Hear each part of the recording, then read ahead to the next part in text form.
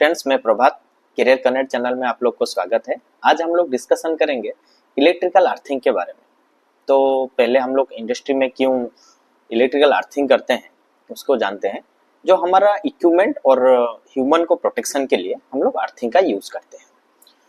तो हम लोग पहले यूज़ बोलेंगे कि जानेंगे इलेक्ट्रिकल का अर्थिंग का कितना टाइप का होता है। उससे पहले एक चीज़ और मैं बोल देता हूँ, इलेक्ट्रिकल अर्थिंग और ग्राउंडिंग दो चीज़ है, वो दोनों डिफरेंट चीज है। कभी कभी इंटरव्यू में पूछ लेते हैं कि ग्राउंडिंग क्या है और अर्थिंग क्या है। हम लोग क्या बोल देते हैं, हम लोग दोनों बोल देते हैं, दोनों सेम चीज। एक्चुअली दोनों सेम नहीं है। इलेक्ट्रिकल अर्थिंग और ग्राउंडिंग जो है दोनों अलग चीज है, मैं बोल देता हूँ।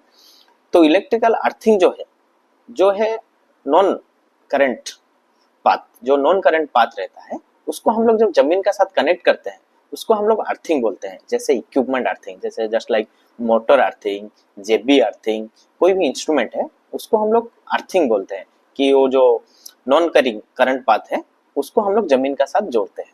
और ग्राउंडिंग क्या है, जो करंट कैरिंग पाथ है, जो करंट को थोड़ा बहुत लीकेज करंट रहता है उसको हम लोग जब जमीन में कनेक्ट करते हैं उसको हम लोग ग्राउंडिंग बोलते हैं।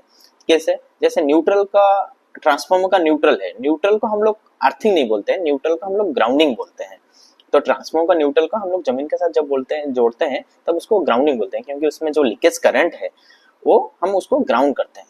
तो इसमें आप तो अर्थिंग हमारा दो टाइप का बेसिकली रहता है, एक है कन्वेंशनल अर्थिंग और एक है केमिकल अर्थिंग। तो हम लोग पहले डिस्कशन करेंगे chemical earthing. Actually chemical earthing में जो केमिकल यूज होता है वो है बेंटोनाइट केमिकल। वो केमिकल का नाम है बेंटोनाइट। तो वो केमिकल और पानी को मिक्स करके हम लोग केमिकल अर्थिंग बनाते हैं, अर्थक्विड बनाते हैं। तो उससे क्या होता है, वो जो केमिकल है वो अपना जो सॉइल का एरिया रहता है उसको मोस्ट पावरफुल कर देता है, कंडक्टिविटी के लिए ज्यादा से ज्यादा पावर कर देता है, कंडक्टिविटी पावर उसका बढ़ा देता है, करते हैं।